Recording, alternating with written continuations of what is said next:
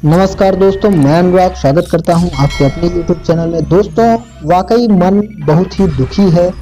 जैसा कि आप सबको पता होगा कि छत्तीसगढ़ में जो है हमारे जवानों पर नक्सलियों द्वारा जो हमला किया गया है, हमले में 22 से अधिक जवान जो है शहीद हो गए हैं।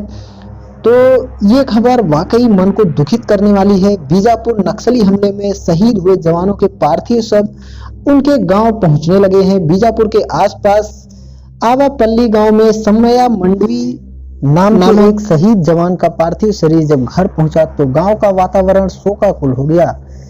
बस्तर के बीजापुर में इस साल ये सबसे बड़ा नक्सली हमला था। इस हमले के बाद नक्सल समस्या से निपटने की बहस फिर से नए सिरे से शुरू हो गई है।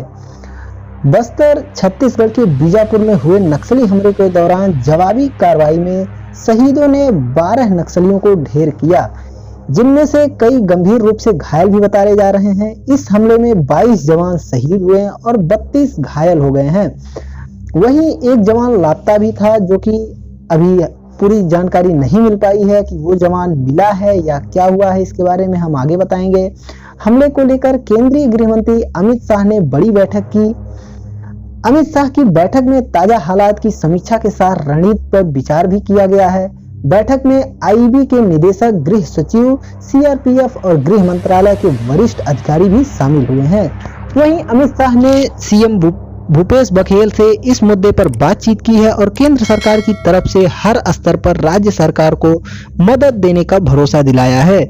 अमित शाह और भूपेश बघेल दोनों असम में अपनी अपनी पार्टियों का चुनाव प्रचार बीच में छोड़कर वापस लौट आए हैं। शुक्रवार की रात बीजापुर और सुकमा जिले में केंद्रीय रिजर्व पुलिस बल के कोबरा बटालियन और डीआरजी और एटीएसएफ के संयुक्त दल को नक्सल विरोधी अभियान के लिए रवाना किया गया था। नक्सल विरोधी अभियान में बीजापुर जिले के तर्रेम, उसूर, सुकमा जिले के निम्पा और नसरापुरम से लगभग 2000 जवान शामिल थे।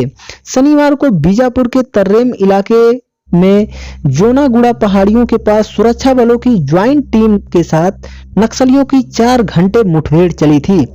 इस हमले का मास्टरमाइंड बटालियन नंबर 1 का हेड हिडिम्बा है। माओवादियों का ये सबसे बड़ा बटालियन है। नक्सलवादियों ने शहीद जवानों के हथियार और जूते भी लूट लिए हैं।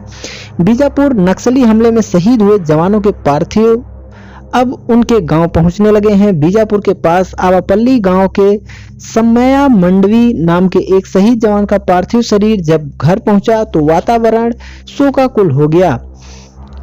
आश्चर्य यह है कि 25 मार्च के आसपास से ही इस क्षेत्र में नक्सलियों का जमावड़ा हो रहा था और 5 दिन पहले से ही सरकार को यह इनपुट मिल गया था कि नक्सली किसी बड़े वारदात की तैयारी कर रहे हैं, लेकिन कोऑर्डिनेशन की कमी के चलते उनसे मुकाबले में चूक हो गई।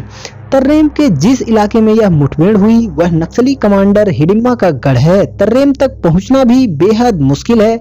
सुरक्षा बलों ने यहां कैंप खोलकर नक्सलियों को खुली चुनौती दी थी। इतना ही नहीं, तर्रेम से आगे सिलेगढ़ में भी कैंप खोलने की तैयारी है। अपने गढ़ में सुरक्षा बलों की मौजूदगी से बौखलाए नक्सली उन्हें सबक सिखाने की तैयारी पहले से कर रहे थे। 23 मार्च की घटना ने से नहीं लिया सबक। इस पर हम बात करते हैं कि सुरक्षा बलों की तमाम तैयारियों के बावजूद नक्सली शहीद दिवस के मौके पर बड़ी कार्रवाई को जरूर अंजाम देते हैं।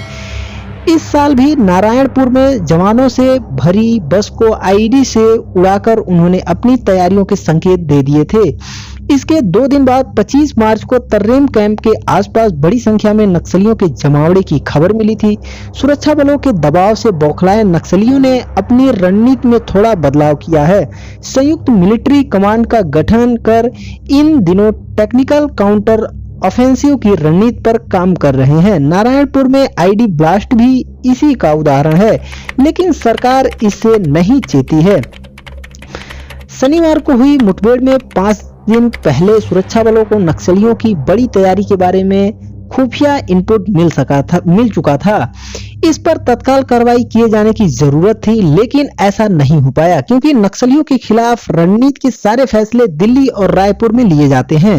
इससे नक्सलियों को मौका मिल गया और 5 दिन बाद जब जवान वहां पहुंचे तो वे उनके जाल में फंस गए। हालांकि हमारे वीर जवानों ने फिर भी शौर्य का परिचय दिया है और कई नक्सलियों को मार गिराया है और कई ऐसे हैं जो घायल हैं और अस्पताल में अभी भर्ती हैं।